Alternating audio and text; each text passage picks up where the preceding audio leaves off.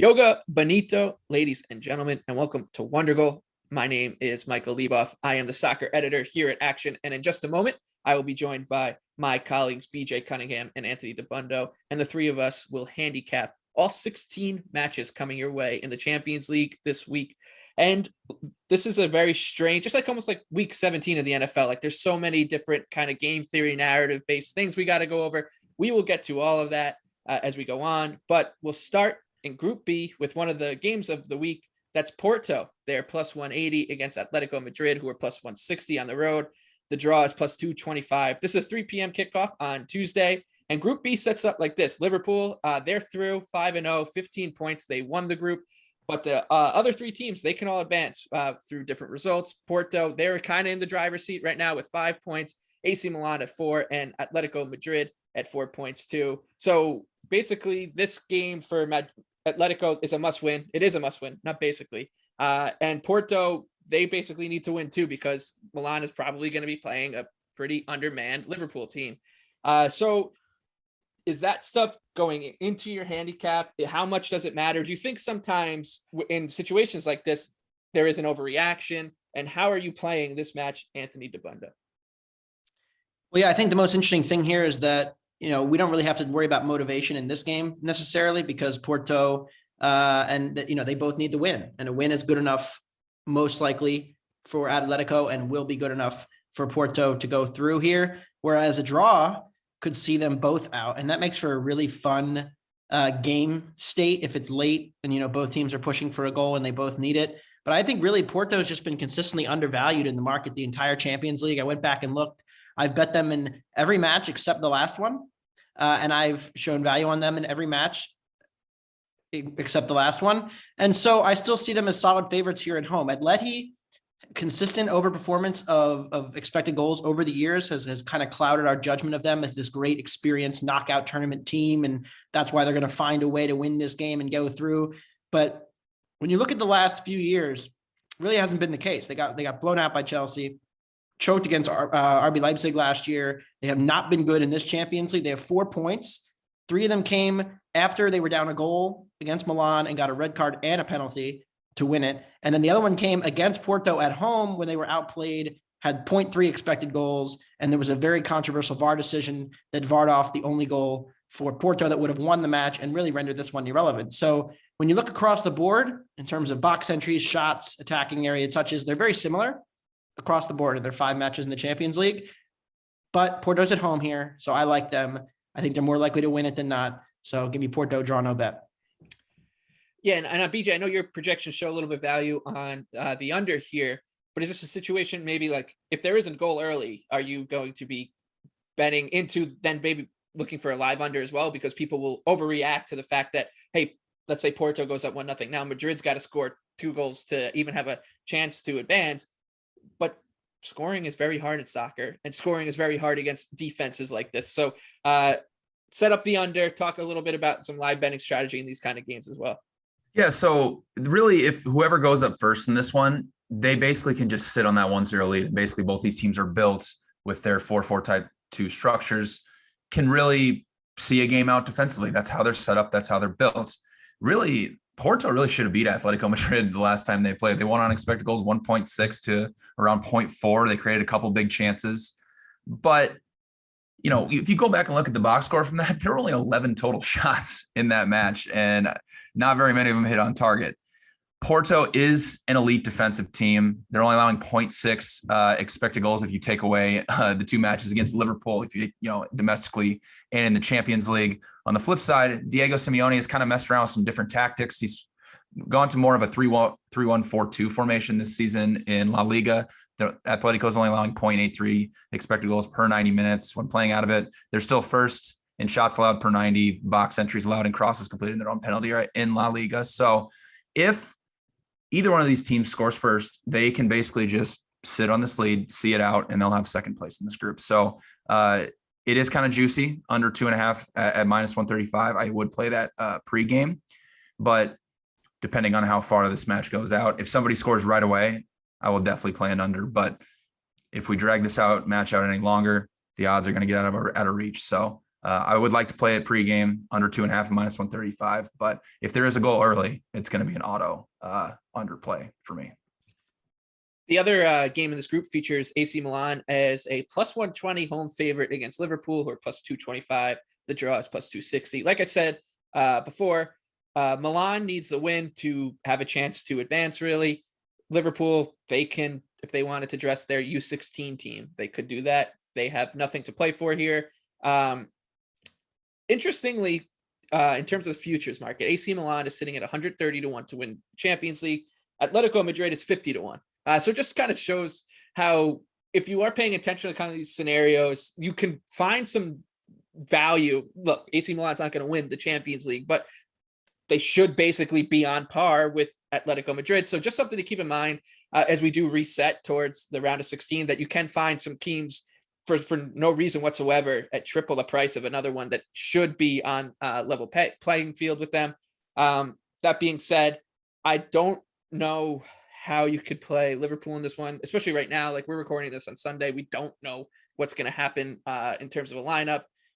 They're well in it in terms of their Premier League aspirations. So I don't think Jurgen Klopp is going to do anything to jeopardize either the Premier League nor the Champions League by dressing a really, really strong 11. So I think it's Milan or nothing here.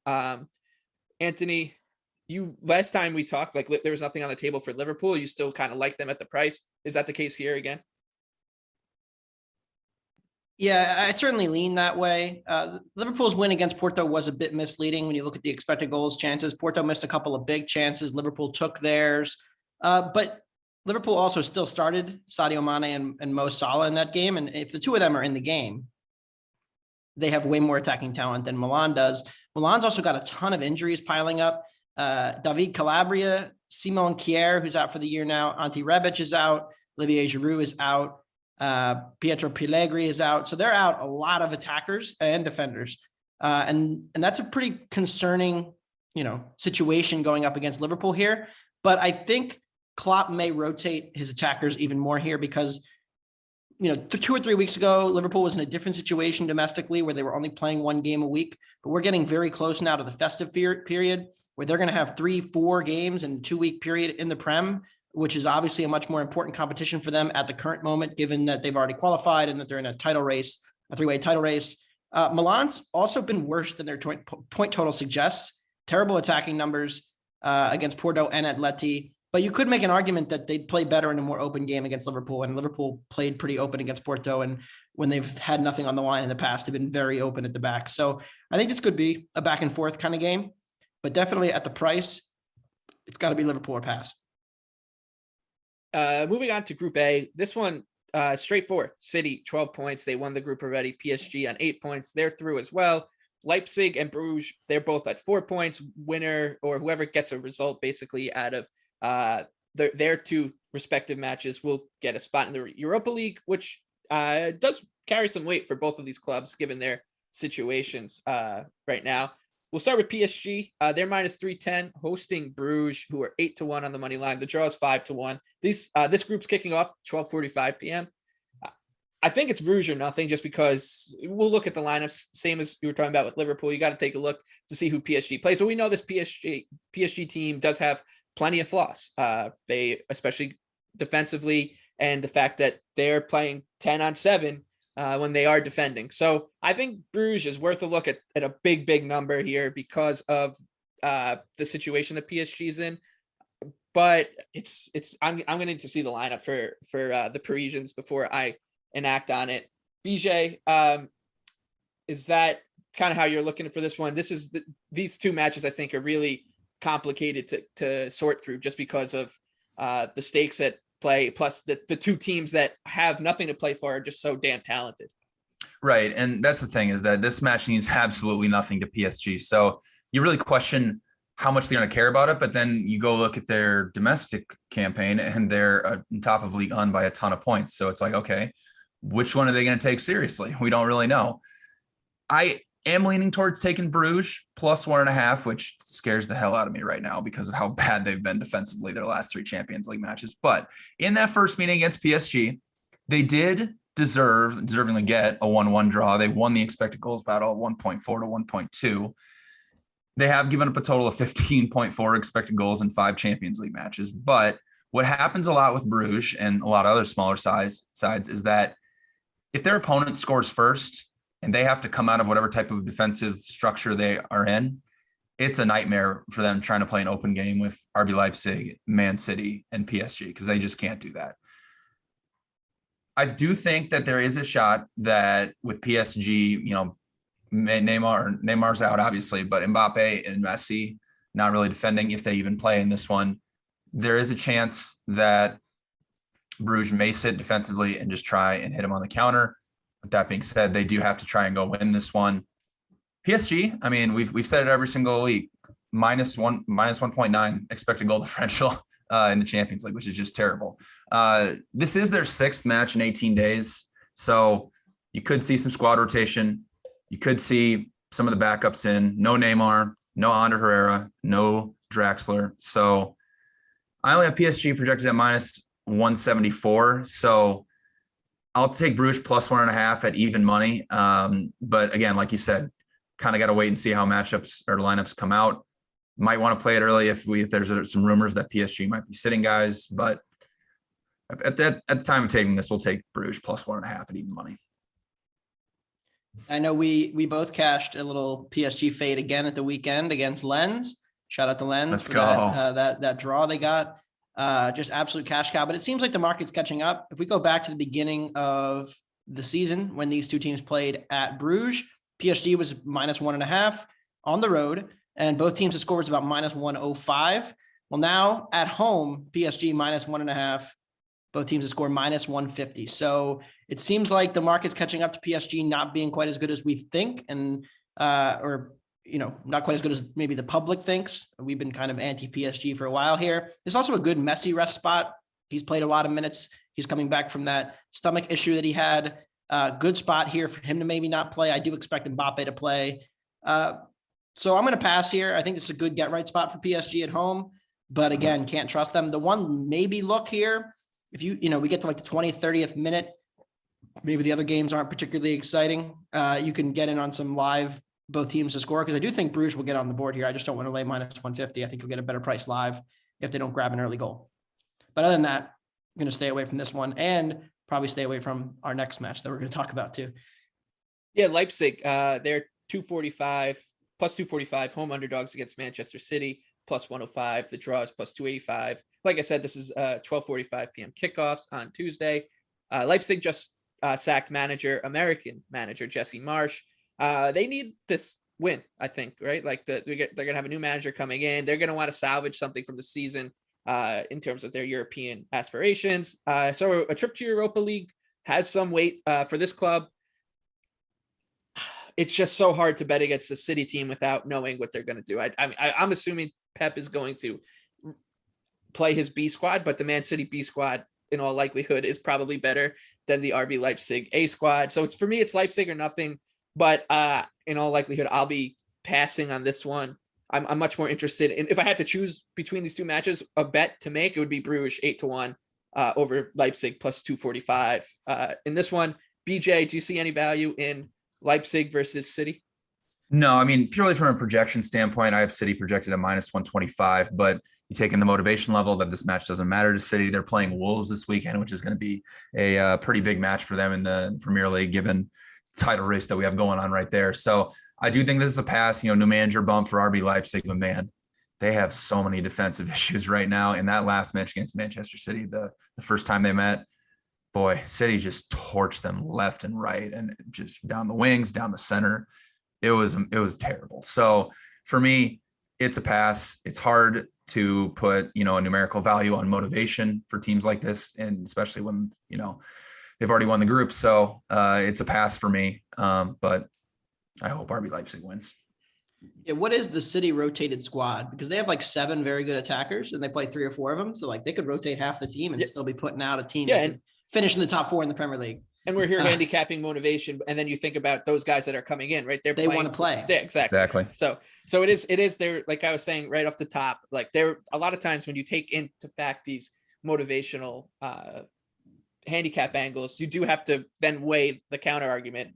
And a lot of times bookmakers are smart, right? They know what they're doing and they know what we're thinking. So yeah, I think over 3 is like minus 125 here. I'm looking at, it's going to be a very popular, trendy pick. You're going to see a lot of people say, oh, Leipzig can't defend. Oh, City's been giving up goals in Europe. I only have 2.96 projected. If I played anything, it might be like a live under if there's an early goal.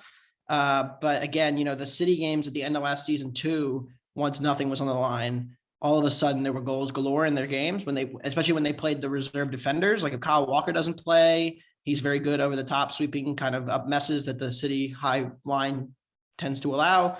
But it's really hard to, like you mentioned, it's hard to handicap, what City's situation is going to be here. But I think over 3 is going to be a very popular pick, but it's not one that I'm going to be making because it seems a little expensive.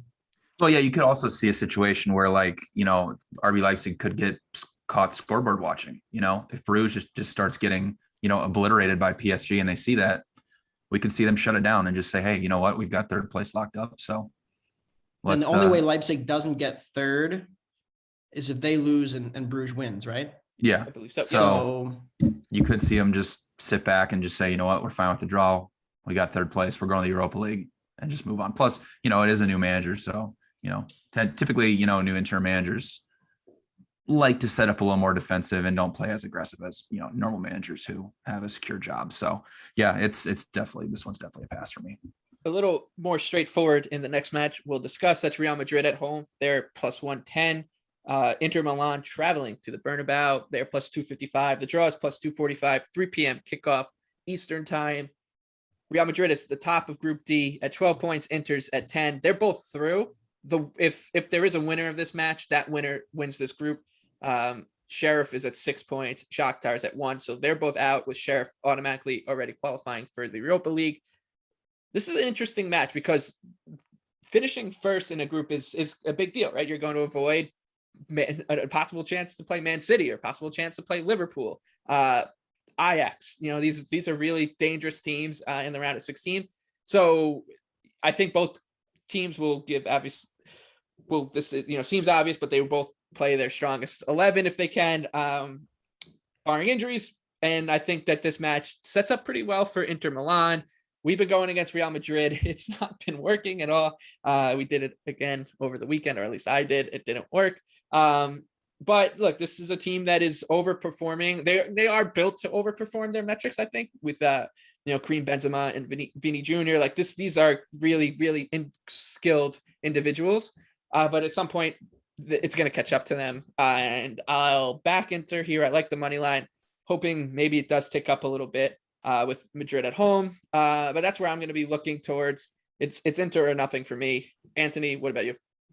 Yeah, I'll just read it off. Like if you finish second, your potential opponents are Chelsea, Man City, Ajax, Bayern, Liverpool, Man United, and whoever wins that other group that we haven't decided yet. If you get second, or if you get first, your opponents are Atalanta, Juventus, Sporting, Barcelona / Benfica, Milan, Porto, Atleti. I mean, the quality of those teams does not even compare to the quality of those first teams. And we saw last week when Chelsea played Juventus, they absolutely wanted multiple goals because they knew they needed multiple goals to win that group. So I'm expecting a full go here. But one person who will not be a full go is Karim Benzema. He went off early against Sociedad. Didn't matter. They won anyway, but he will be out for this game. And Madrid has their derby on Saturday against Atleti as a look ahead, whereas Inter has a huge tilt, a home match against Cagliari. Not quite. So expecting Inter here, marginally better across all 5 games in the group. They were better in the first leg. And the one thing here, they're in much better league form in terms of performances. When you look at how much Inter's been dominating Serie A, if you read what I wrote a couple weeks ago, still time to get in on Inter to win the league because they are going to win the league. But given that Real also only needs a point here, I like the +0.5 on Inter Milan at -130. If it's tied late, Real will take the point. They'll take the group. Whereas I also think Inter has an edge here in my numbers, make it much closer to a pick'em than it currently is. And so I like Inter Milan here. Yeah, I mean, you mentioned the game theory thing, whereas Real Madrid only needs to draw to win the group. But we've seen with Real Madrid this year on Ancelotti, they are not like Real Madrid teams past, like under Zan, who had that defensive type structure, who could see a game out 0-0 like that. Defensively, there's no way they can do that right now. So without Benzema, it's kind of, I question if Real Madrid does come out defensively, can they actually stop Inter? I mean, Inter's averaging 2.3 expected goals per match in Serie A. They're an offensive juggernaut right now.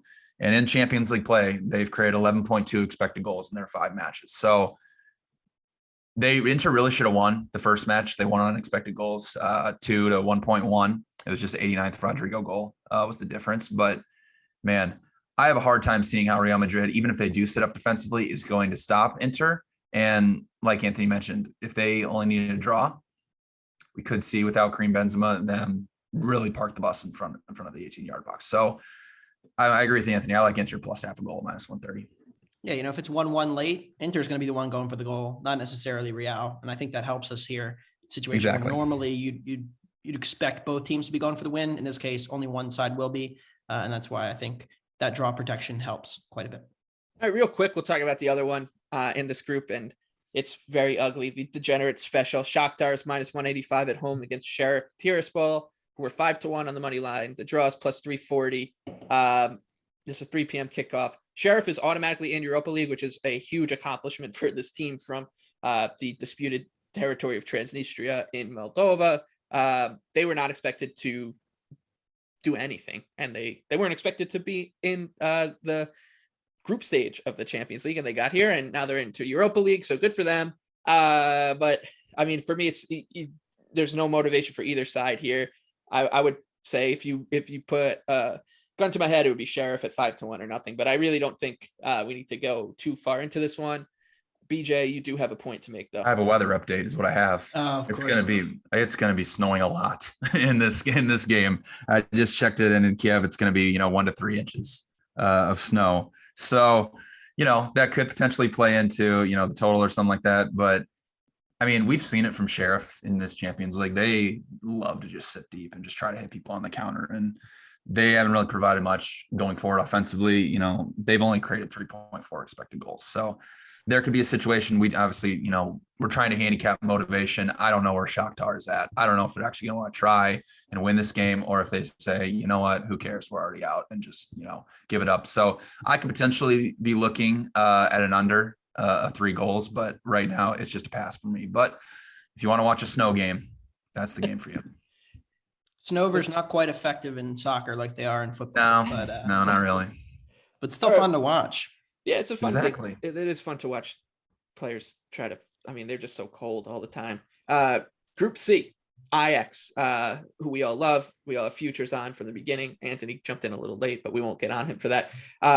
They topped the group, 15 points, already done and dusted. Sporting, they're through on 9 points, done and dusted. Dortmund into Europa League at 6 points, also done and dusted. And Besiktas, they'll be going home. No more European football for them, already done and dusted. Ajax minus 200 against Sporting in the Netherlands. Lisbon is plus 550 on the road. The draw is plus 370. This is 3 p.m. kickoff. One thing I do want to touch on, Ajax 20-1 right now in the futures market through, like I said, and Sporting is 200-1. So look, both these teams are already into the round of 16, and you just see the disparity. Not like, Ajax is a much, much better team than Sporting. But like we were talking about before, finishing second in a group, your path is just so much harder that they are 10 times the price of Ajax. And I think coming into the tournament, you would have said the margin probably wasn't so wide between these teams. Obviously, Ajax has showed a lot better than expected. Sporting too, by the way, they've been impressive. But that just goes to show you how difficult the task is going to be for teams that do finish second in the group with the way the draw is set up. I've got nothing in this one. Anthony, do you have anything you want to mention about either one of these teams?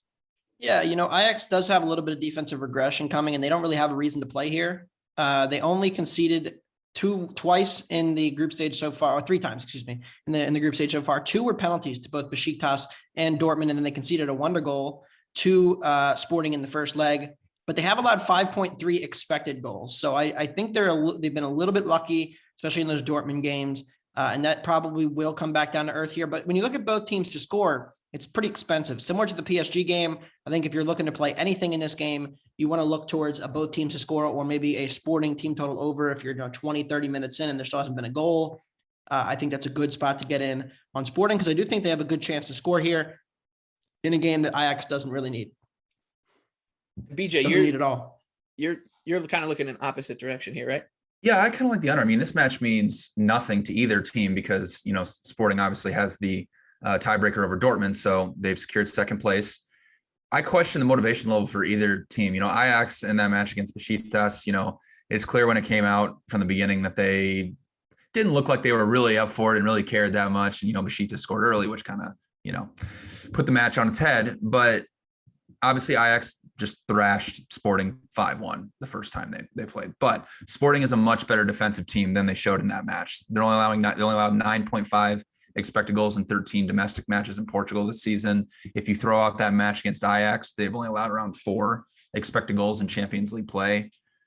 With this match meaning nothing, I do think that a situation like this, when we see Ajax's offense and we see obviously Sporting's numbers, which a lot of that has been put up against Besiktas, we kind of overlook how good both these teams defensively are. Ajax, I understand that they're, overperforming a little bit in the Champions League, but domestically, they're only allowing, around 0.5 expected goals in the Eredivisie. And, domestically, they're only 1 point up on Feyenoord. So they have to take a match against AZ Alkmaar very, very seriously this weekend. So I wouldn't be surprised if Haller's on the bench, if Anthony's on the bench, maybe even Tadic is on the bench. So this may be a wait and see type situation when the lineups come out, because it really wouldn't surprise me if they say we're going to rest these guys and we're going to focus on the Eredivisie, building a lead there. So I actually like under 3 goals at -110. I only have around 2.5 goals projected for this one. So I do think this situation where without much motivation, it's hard for me to kind of see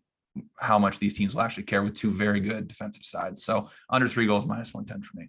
And it's kind of the opposite for you in the next one, which is Dortmund. They're -350, heavy favorites against Besiktas, who are 9-1.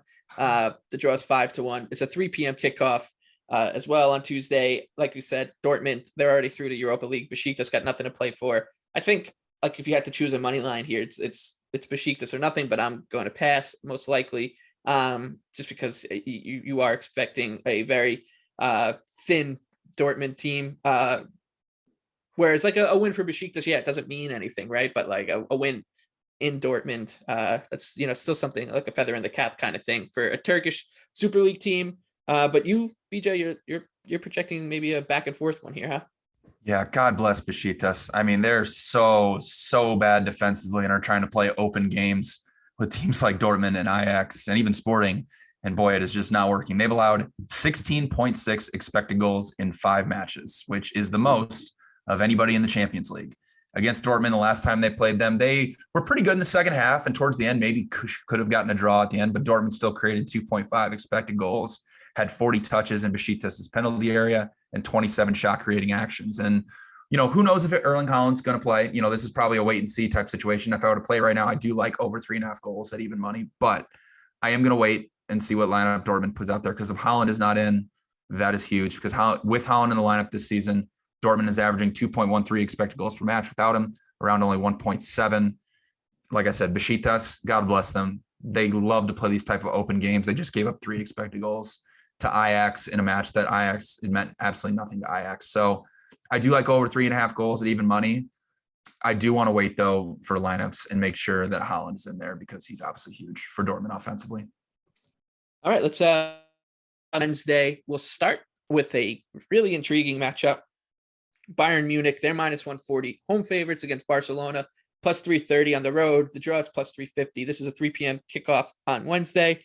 Group E sets up like this. Bayern, they're through and have won the group with 15 points. Barcelona, they're on 7 points. Benfica at 5 points, and Dynamo, they're out of any sort of European competition at 1. But Barcelona, they need to win this game. They need to win this game to get through, because you'd imagine that Benfica, who are -320 favorites against Dynamo, will take care of business.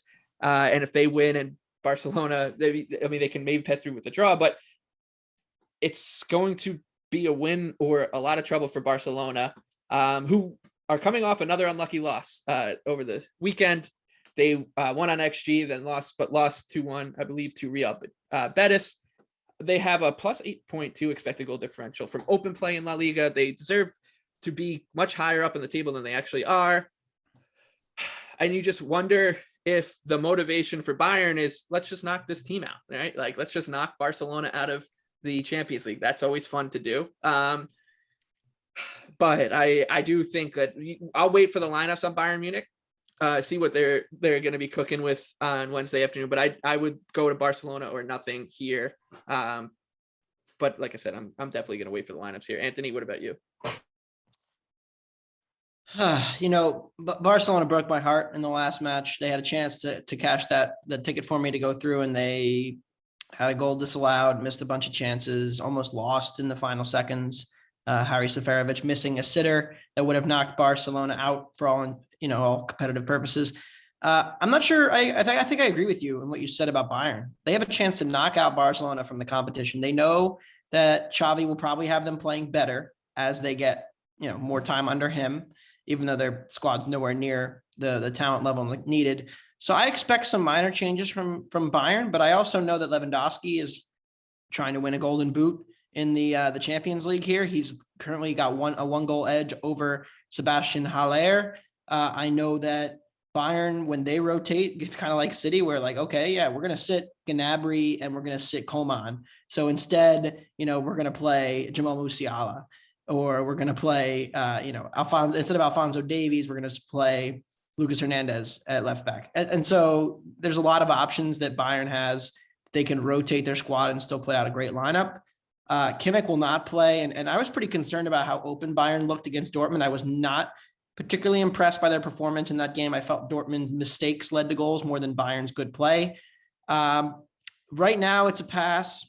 I lean towards Bayern at the number just because, betting Bayern against Barcelona has been a very profitable venture for me in the last 2 years. And I think, stylistically, it's a terrible matchup for Barcelona if Bayern's all in. But right now it's a pass. But I'll be waiting on some team news. Going to be watching Nagelsmann closely over the next couple of days, trying to figure out if he tips his hand on what his lineup's going to be. But if it's a full go team, how do you not play Bayern at minus 135 at home, minus 140? Yeah, and then like I said, the next match is really funny because it's just funny to see Benfica as a minus 320 favorite is what I'm trying to say, against any team maybe outside of Sheriff. And I know Dynamo's been bad, but still this number is highly inflated because of the stakes, right? Benfica, a win and a Bayern loss or draw, depending on the goal differential, sees them through. Dynamo, do they really want to, does it matter to play spoilers in the spot? I don't think so. It's different for these kind of teams. I think this isn't going to Dortmund, or it's not going to Ajax and spoiling something. This is going to Benfica. It's a little different. I think maybe that's getting too deep into it. But like I said, Benfica huge favorites. Dynamo, they're nearly 10-1 on the money line. They're plus 950. The draw is plus 450. This is a 3 p.m. kickoff as well. BJ, do you think that this number is just completely out of whack because of the motivation here? Yeah, I think it's definitely out of whack. But the problem is, if you've watched Dynamo Kiev play in the Champions League, offensively, they're really bad. They can't provide anything going on forward. They only have 3.5 expected goals in 5 matches, but defensively, they've actually been pretty good. And, from the beginning, at least in the Ukrainian Premier League this year, they're only allowing around 0.6 expected goals per match. It's a very well-organized side. Again, they just can't do much offensively. But their last 2 matches against Barcelona and Bayern Munich, they only allowed 1.18 expected goals to Bayern and only 0.93 to Barcelona. And I understand Bayern had nothing to play for, but that's still, for one of these bottom of the league sides, that's still very, very impressive. So, again, similar to Shakhtar, when you have a last place team where the match means absolutely nothing, you question, how much does it mean to them? Are they actually going to set up in that type of defensive structure? Or are they just going to say, who cares? Let's play open. Let's actually try to score, do something offensively. So it's a pass for me. I lean Dynamo Kiev, but, again, it's very hard for me to get behind them with how bad their offense has been and without knowing what type of lineup and what type of style of play they're going to come out in. Yeah, I want to see where this number goes, right? Can it go higher than minus 320? Yeah. I really want to see where it goes. Because if it does, if we're seeing Dynamo out there at 11-1, good God, I'm not going to be able to look away from that. If we can get Dynamo at plus 2.5, I would take the +2. Yeah. It could get higher. We've seen with these Champions League, especially with, people buy into motivation a lot. And, so these lines move very, very quickly and pretty much only towards the teams that have something to play for. So yeah, it's Dynamo or nothing here. Yeah, we're not going to get it to in the end, but plus 1.5 or plus money, I'm in on Dynamo. Because the thing is here, Benfica doesn't need to win by a lot. A win will do. And so they're not a team that can. They're not a team that scores a ton, right? Exactly. Domestically, or relatively domestically, or has looked great in attack in this Champions League either.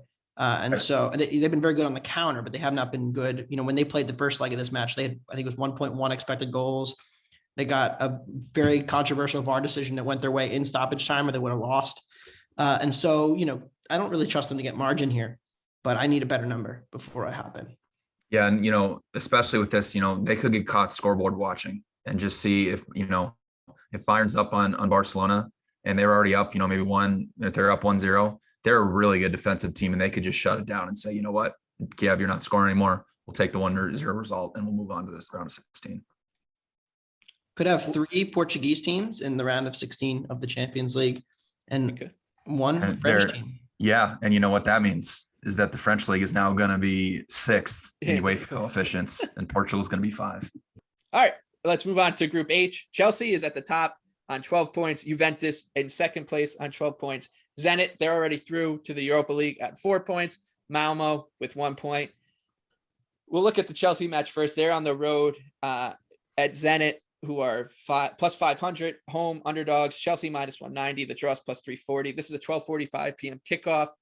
Chelsea does need to win to advance, and they are big favorites. There's really no reason why they shouldn't. I'm expecting a big performance from Chelsea here. They've not looked that they've wobbled a little bit in domestically, so this could be a boat race. But of course, going to Russia in the winter is not going to be fun. And I'm pretty sure BJ has some boots on the ground with some weather reports for us. Yeah, it's -2 in St. Petersburg right now, and it's going to be like maybe 2 or 3 degrees by match time. Obviously, it's an English team going there, so they're used to the colds. That's not that big of a handicap. But again, this is a motivation question right here for Zenit.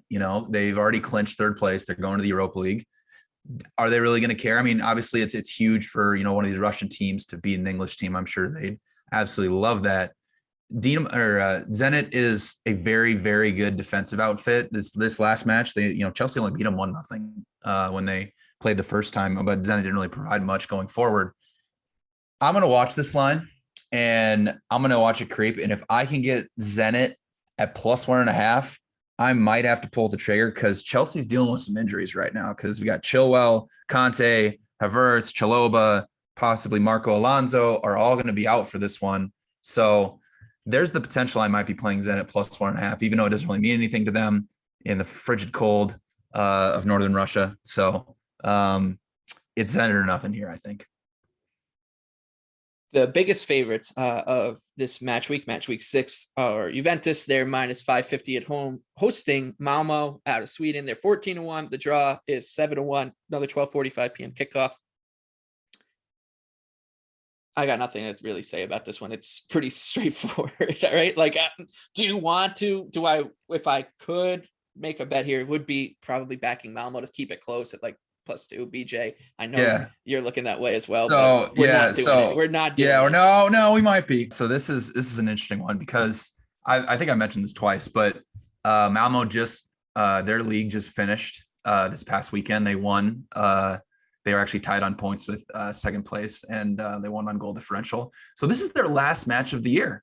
So it's basically all or nothing. They got nothing else to play for. So it's, man, they stink so bad. They're so bad offensively. And Juventus, the first time they played, Malmo held up for like the first 30 minutes. Then Chelsea scored and it all hell broke loose. But man, if there's a chance, if Malmo can get to 2.5, maybe even 3, given the fact that Juventus has to win, I might be doing it. I might have to because that's getting a little crazy. Projection wise, I only have, Juventus around, minus 250. So this is obviously a motivation level type of game. So this one could get a little crazy. 538 has Juventus at 85%. So I'm a little concerned that Juventus or the Malmo may already have their holidays booked. Yeah, they're going south for the winter. Yeah, but well, they can start their holiday early by going south to Turin. Yeah, and you go to Turin and then you go down to southern Italy and then you go from there. It's fine. We'll move on from Malmo. I don't want to talk about Malmo. This is the last episode we're going to probably have to talk about him, so that's wonderful. Let's move on. Group G. This is probably the group of the tournament. Lille at the top at 8 points. Salzburg second, 7 points. Sevilla 6 points in third, and Wolfsburg at 5 points at the foot. Everybody can make it. Everybody can be eliminated.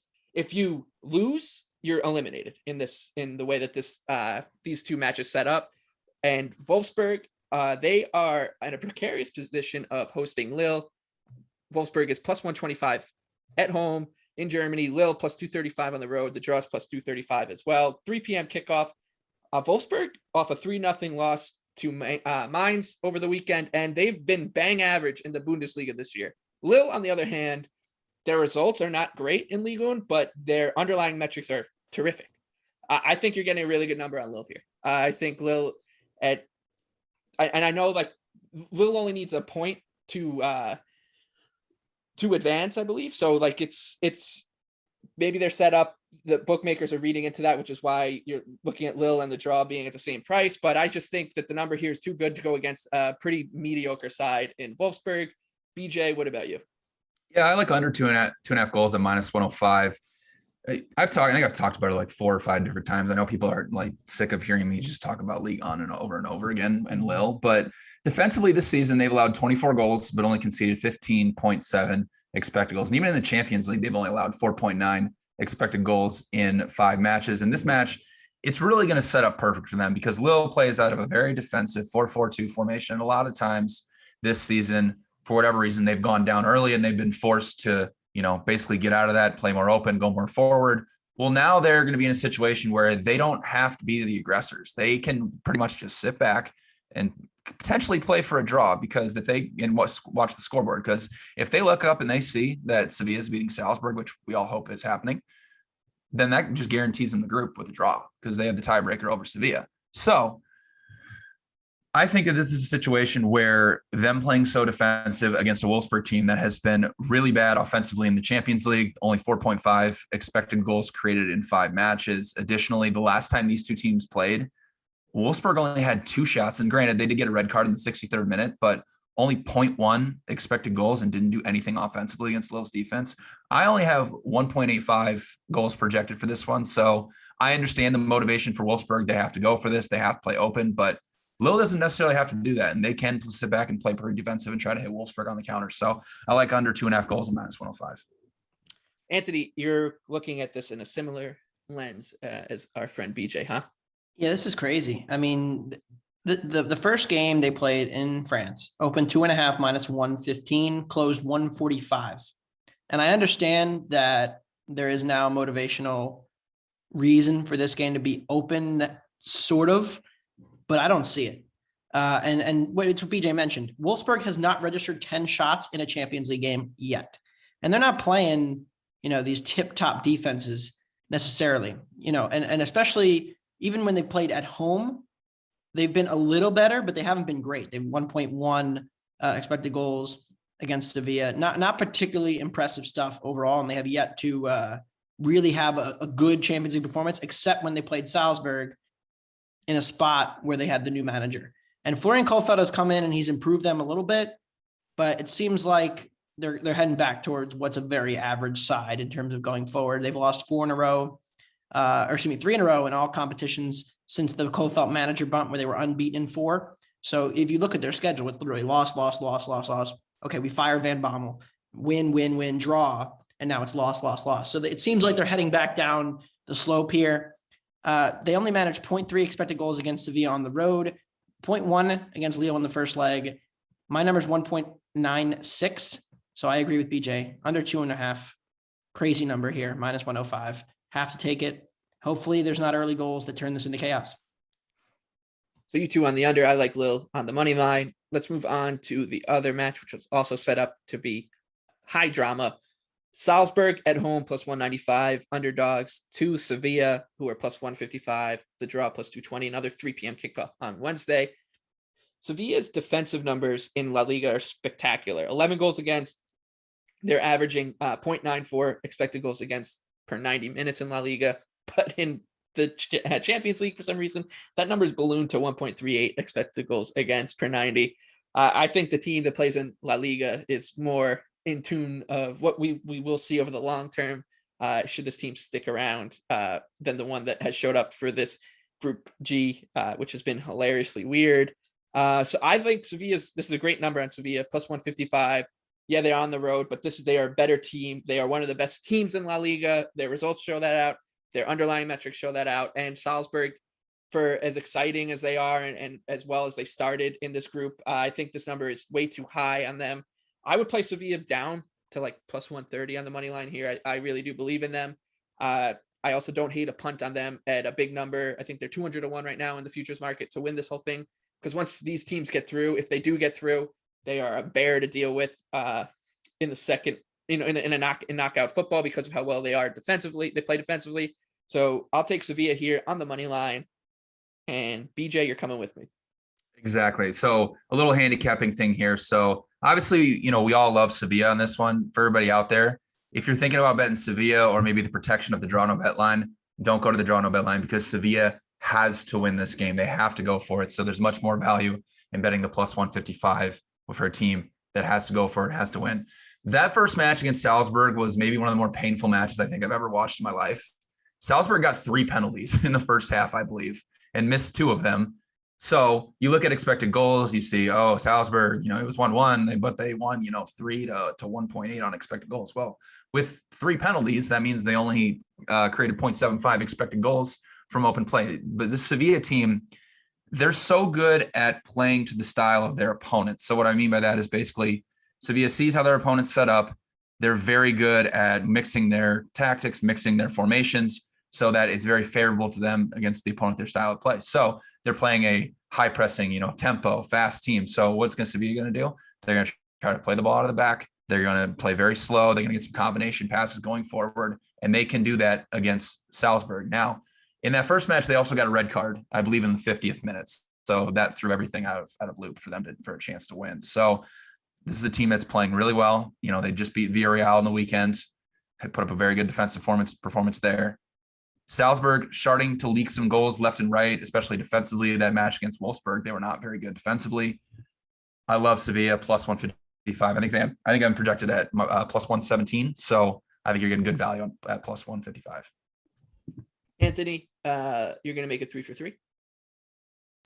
Yeah, I think Salzburg's a little overvalued still in the market here. Some of the metrics like 538 like them more than I do. I think they're a good team.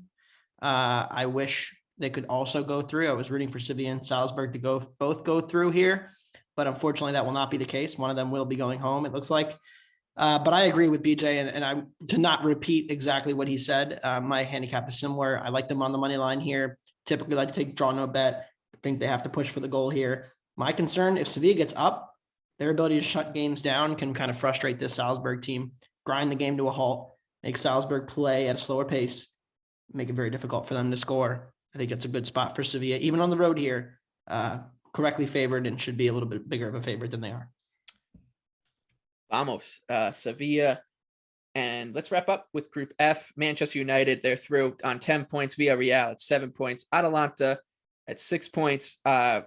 And Young Boys at 4 points. All 3 of these teams can make it through depending on how things go. Young Boys obviously have quite the mountain to climb. But Atalanta is playing Sevilla. They're hosting. Atalanta is playing Villarreal. They are hosting them. They are minus 130 favorites in Bergamo. Villarreal plus 330. The draw plus 320. 3 p.m. kickoff on Wednesday. This is a fun one to set up in terms of game state because Villarreal gets through with just a draw. Well, Atalanta needs the win. So depending on how this game plays out, fun one to live bet if you're into following these kind of chaos theories. Look, I rarely lay big juice with teams. I want to say minus 130 is huge juice, but I'm looking towards Atalanta or nothing here. And I know you two have some disagreement, and Anthony, you're coming with me. Yes, I am. La Dea are absolutely flying. Huge win against Napoli on the road on Saturday afternoon. Was a nice little money line cash. I think they're playing at a much higher level in Spain or in Italy right now. When you look at the expected goals numbers for the season, they're plus 0.5 expected goal difference per 90. Whereas when you look at Villarreal in Spain, kind of in a bit of a slog here, like they're not performing particularly well, plus 0.2 per 90. They've had a ton of defensive miscues that have led to goals in these last few games. In Barcelona game, just gave away the game with a dumb penalty and a dumb giveaway, a bad header on a long ball. When they played Man United, it was a bad pass from Rulli out of the back that led to United's game-winning goal. Did not offer much once they went behind against Sevilla. And I'm not saying Atalanta is on Sevilla's level in terms of defensive ability, but Atalanta's ability to put pressure on the back line, to force them into mistakes. I think we're getting a cheap number here on Atalanta, minus 125. My number is minus 140. I know BJ disagrees. I think we always disagree on Atalanta, but I love the boys from Bergamo at home to get all 3 points, get into the knockout stage. Gianpiero Gasparini into the knockout stage. BJ, I know you are looking towards the Yellow Submarine on this one, but I think it does beg the question, as Anthony touched on, Atalanta's flying domestically right now. They look good. Their underlying numbers are good. It looks like that this team that everyone fell in love with 2 years ago is starting to show up again. But where do you think this line would be, 2 weeks ago, 3 weeks ago? I think, and yeah, form obviously matters. So that's why it's moved the way, or it is where it is. But I guess you are looking at a potential sell high spot on Atalanta. Yeah, this is purely a numbers play. Listen, I don't disagree that Atalanta has been playing really well. I mean, 0.56 expected goals against Juventus, the 3-3 draw against Young Boys, only 1.4 expected goals. So not that great. They obviously, they killed Venetia, but who doesn't? They killed Spezia, who doesn't? So that kind of inflates their numbers in Serie A. Villarreal, like you mentioned, they only need a draw. And as we see with Unai Emery in the past, he's very good at setting his team up very defensively to basically play out a draw.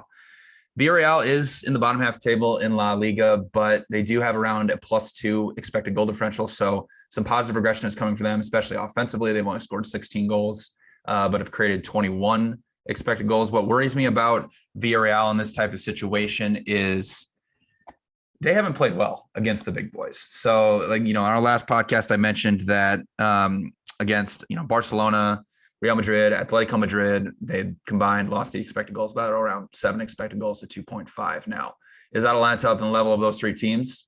Probably right now they are. Yeah. But given how good Villarreal has been in the Champions League, they've actually been the best team by expected goals in this group, around a +7 expected goal differential. I do think that Atalanta is a tad overvalued here. I only have Atalanta, I believe, at around +170. I think, this match should be around a pick 'em. If you look at 538, they only have Atalanta at 48%, which creates a little bit of value on Villarreal. I understand Atalanta has to win. They got to go for it. But as Unai Emery has shown in the past, he can set his team up very good defensively, essentially park the bus and try to play out a 0-0 draw. So I'm going to back my boy, Unai Emery, and take Villarreal plus half a goal at +115. Yeah, like I was talking about with Sevilla, Villarreal, another team that is just an absolute menace to deal with in knockout football. So if you are into betting flyers, there's some big numbers out there on the Yellow Submarine, who won the Europa League last year. The team they beat in the Europa League final was Manchester United, who are minus 255 at Old Trafford against Young Boys, who are plus 650. The draw is plus 425, 3 p.m. kickoff. For this one, it's a revenge spot for Manchester United, who lost to Young Boys in week 1 of the Champions League, which feels like it was 3 years ago. The coach or the manager of that team is now gone, Ole Gunnar Solskjaer. In comes Ralph Rangnick. He guides Manchester United to a victory in his first match. They are in pretty good form since Solskjaer left. They're collecting wins right now. I don't see much value. Honestly, it would be Young Boys or nothing for me, but I would need a much bigger number to go against United on the road. So I'm going to stick away from this one.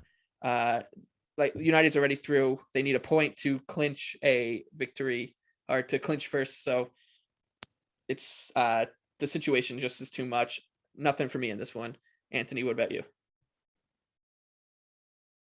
Under 3 is even money right now. I took that right before we started recording this podcast. Betting on Rangnick defensive improvement before they situate the attack situation. I think what we saw in the first match today, I watched all 90 minutes against Palace, the defensive pressing ability, which I was expecting to see, you're starting to see it already. And he's only been there, but there's a clear change in the tactics in the way that they are defensively aligned. And I think it's going to make them a much better defensive team. Somebody on Twitter mentioned this. They look a lot more like a Ralph Hasenhüttl Southampton defensive pressing side than they do maybe a Liverpool Jurgen Klopp heavy metal football aggressive press. And Young Boys attack is much better at home in Switzerland than they've been on the road. Look no further than the reverse fixture when they, albeit there was a red card, they created way more chances. Same thing when they played Villarreal at home. Same thing when they played that thrilling 3-3 draw with Atalanta at home. When they went on the road to Atalanta, less than 0.2 expected goals. When they went on the road to Villarreal, not nearly as good in attack either. Just don't really know Young Boys goes for this here. And I expect United, they don't have a ton to play for, so they may rotate some attackers, maybe no Ronaldo, manage his minutes, but I'm expecting them to, give a full defensive effort here because they're trying to figure out their system and their tactics, and they need the game time and the minutes and the competition to do that. So I like under 3 here. I think it's a pretty straightforward victory for United in the end. BJ, before we get to our best bets, do you have any thoughts on this one?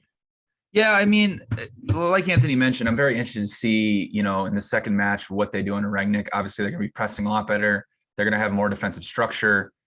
That first match against Young Boys, I mean, Young Boys deserve that 2-1 win. They won on expected goals 1.4 to around 0.5. United, they don't have anything to play for. So I do have some projected value on United. But at the same time, it's very hard for me to lay, multiple goals with a team that has nothing to play for.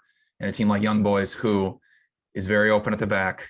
And if they're going to be going for this match, it's a really bad matchup, no matter who really United has out there as an attacking. Because, even though United has struggled offensively, and even if Ronaldo's not out there, from a talent level perspective, Manchester United is leaps and bounds better than Young Boys. So I can say it really doesn't matter who they put out there in terms of attackers. But again, without a team, since they have no motivation, they got nothing to play for. It's very hard for me to lay multiple goals. So I agree with Anthony that, defensive regression is going to come for United under Rangnick. They're going to be playing a lot better defensively.